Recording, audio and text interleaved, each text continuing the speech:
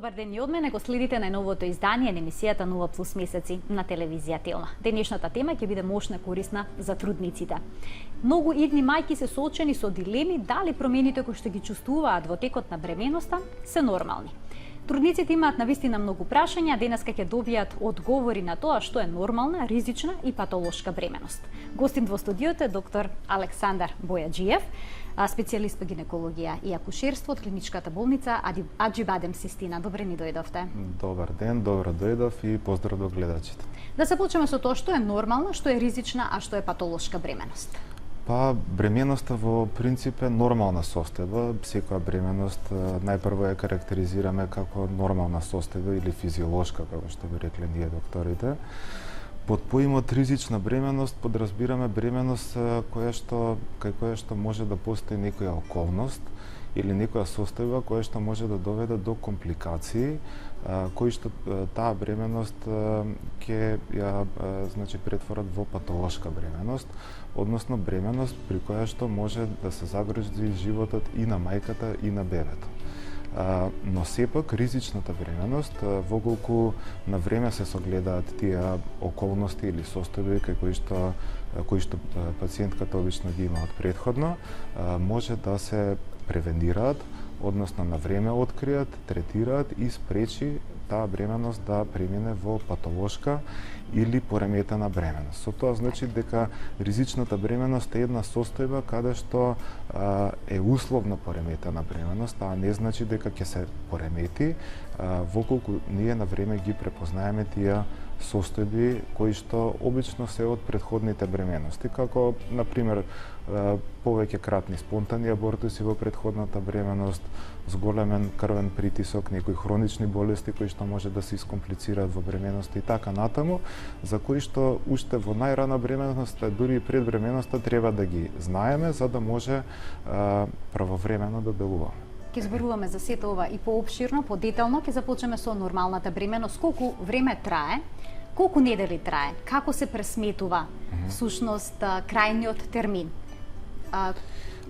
И што е со оние 2 недели што се додаваат во периодот од зачнувањето до односно од овулацијата до зачнувањето?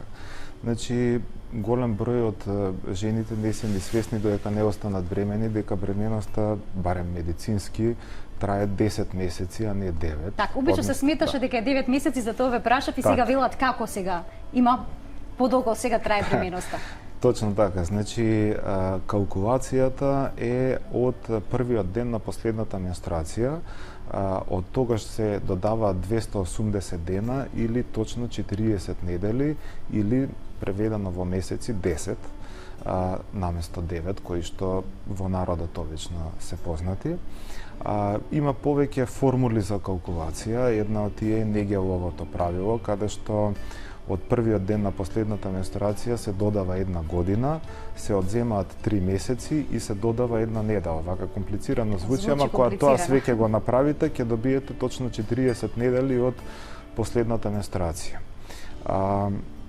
Зошто тоа се прави така? Заради тоа што не секоја жена има исти циклуси, во смисол број на денови на кои што добива менструација, не е секоја сигурна кога останала, при кој однос бремена и слично, и токму поради тоа калкулацијата се извршува од првиот ден на последната менструација, се додаваат точно 10 месеци или 40 недели. Дали ќе се породи точно во тој ден кој што ние ќе го добиеме како веројатен термин, 5% од жените се породуваат во тој ден. Значи 2 недели пред тоа или 2 недели по тоа? До 3 недели пред тоа, со максимум 1 до 2 недели по тоа.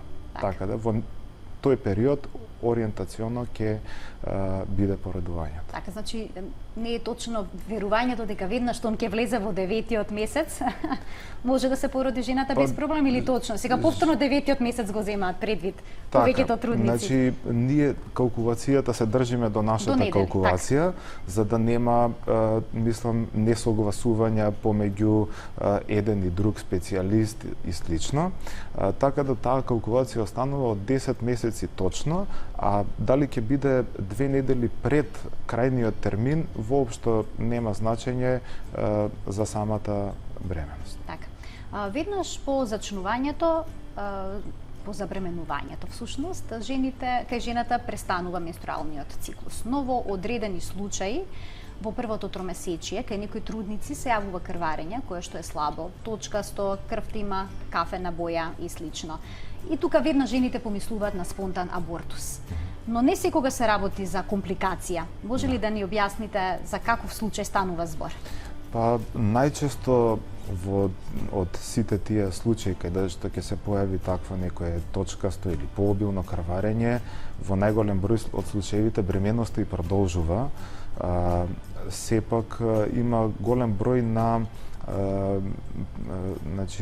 причини кои што може да доведат до такво крварење.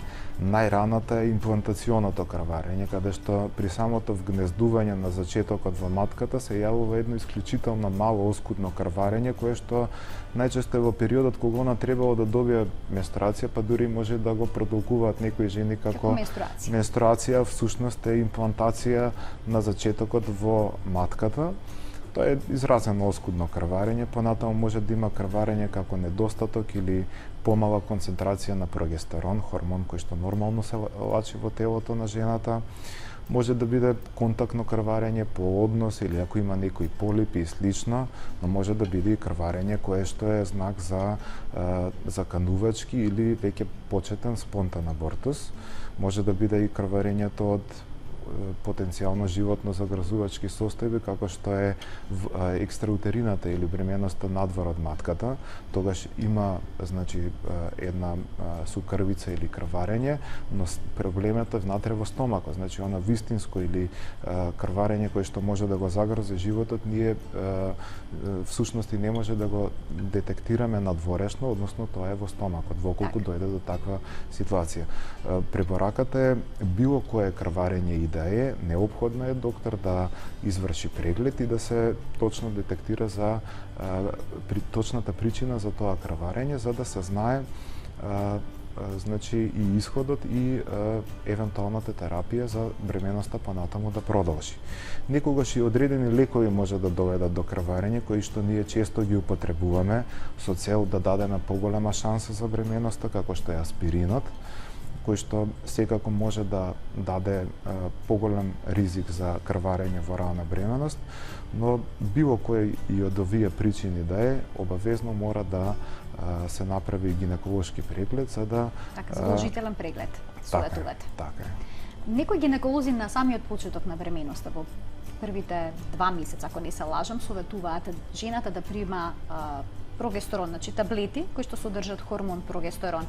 Зошто се препорачува?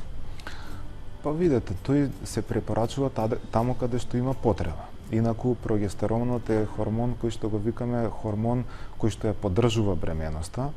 Најпрво се лачи во фоликулот од кај што се ослободива јајната клетка и создава благопријатни, односно поволни услови за да се имплантира зачетокот во матката.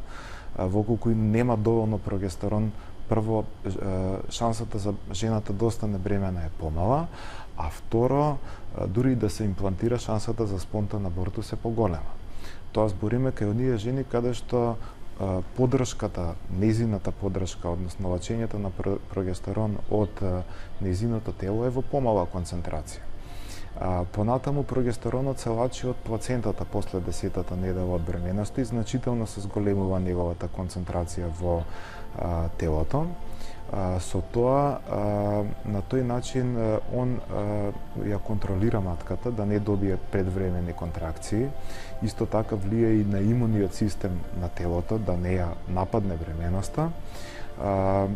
Блокира одредени соединенија кои што може да доведат до контракции на матката, до скратување на грлото на матката, така да тој не се дава само во првите неколку месеци од бременоста, дури до 34-та недела, доколку има потреба, доколку има ризик од предвремено поредување или во претходната бременост имала таква состојба или грлото е скратено поради некоја операција, значи прогестеронот дефинитивно е еден од лековите кои што ние го даваме таму каде што има потреба и каде што има знаци дека има зголемен ризик од заканувачки спонтан абортус или заканувачко предвремено породување.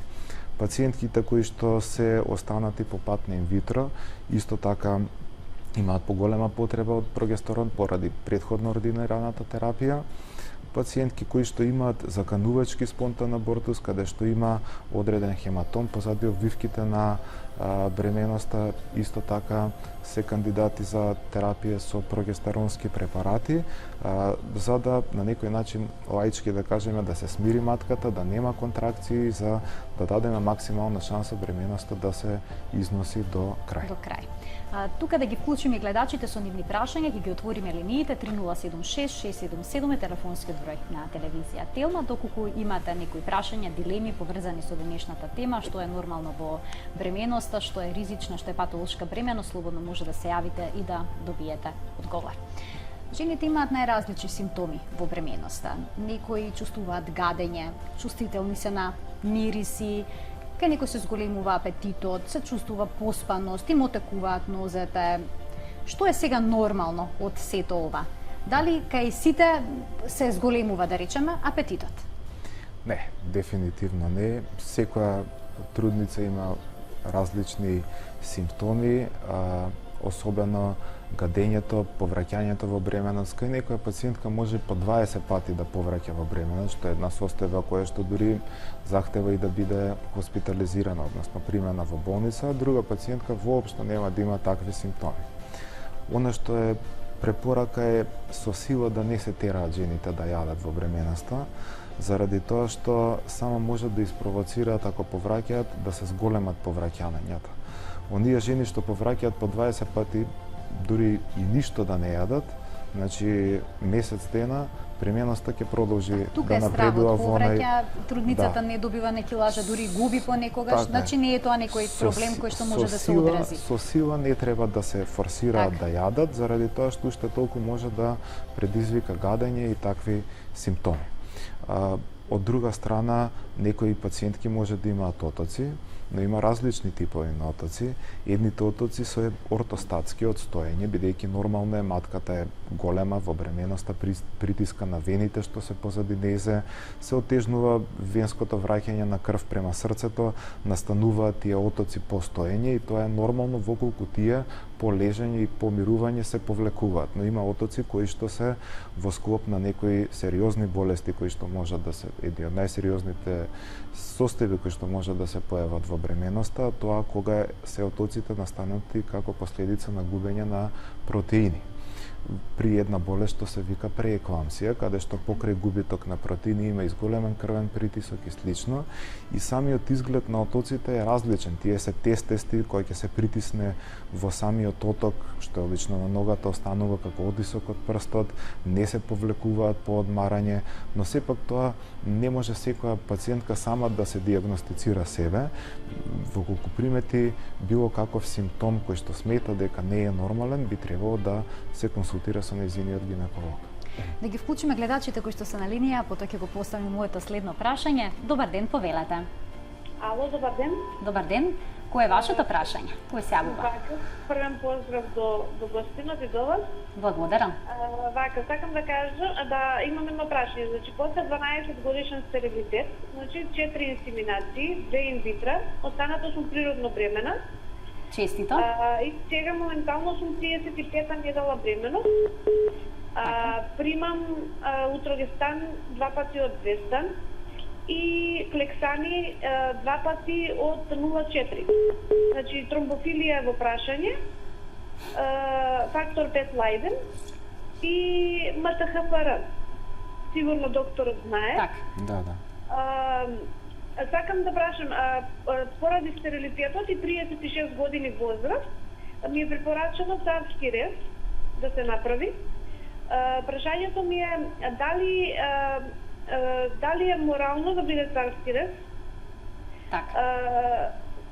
После 38-та недела ми е препорачено и дали има ризик од повеќе крварење ради клексанот, значи треба да го заправам, ми рекла 24 часа пред царскиот.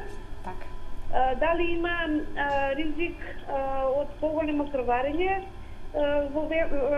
при царскиот рез и тромбоцитите секогаш ми се во граници на нормала, од 170 до 10. Так. Ви благодарам што се јавивте. Ова е една многу честа дилема кај пациентите кои што примаат Клексан, дали може да искрварат на породувањето. Па сега да го вметнеме и тоа одговорот. Значи да ја одговориме на сите прашања, бидејќи имаше повеќе.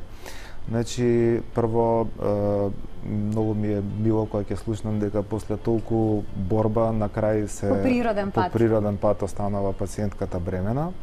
Значи, она има одредени фактори кои што укажуваат на тоа дека има зголемена коагулабилност во нејзината крв, односно крвта е полеплива.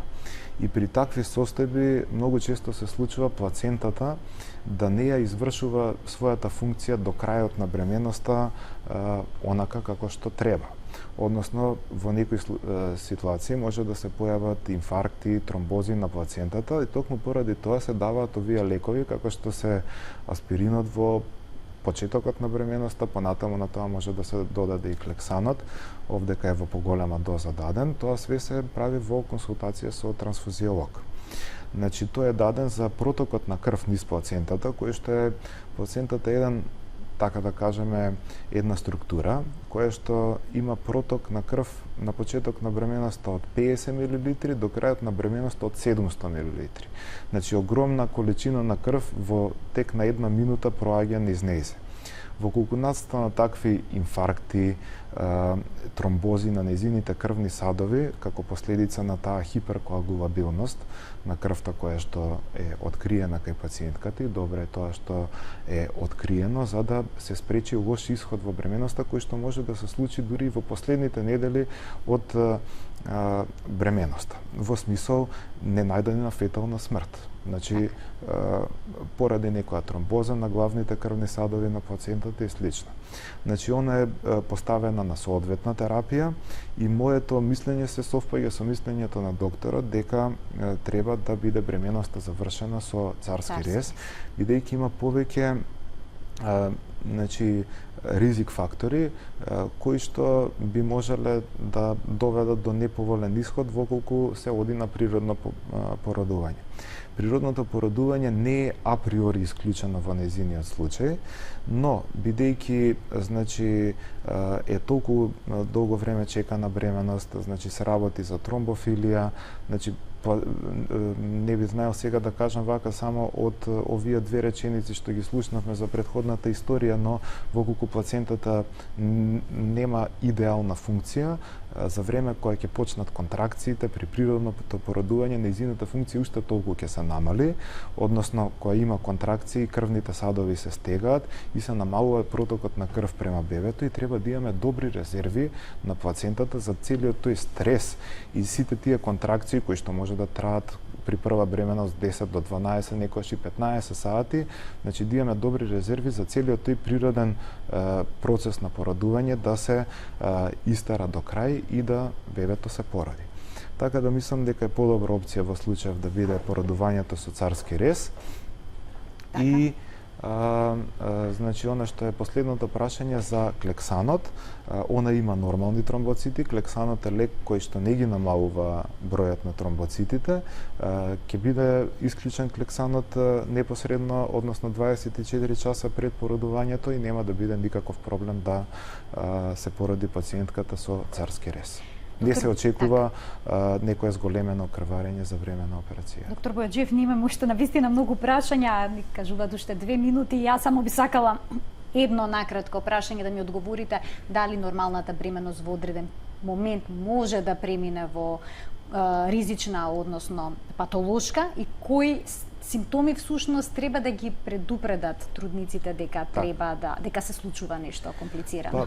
Еве да сублимирам вака во едно прашање. На некој начин секоја бременост, кај секоја бременост постои ризик. Не постои неризична бременост во апсолутна смисла, бидејќи буквално во секоја бременост може да се случи некоја компликација, но во одредени состојби шансата за тоа е многу поголема.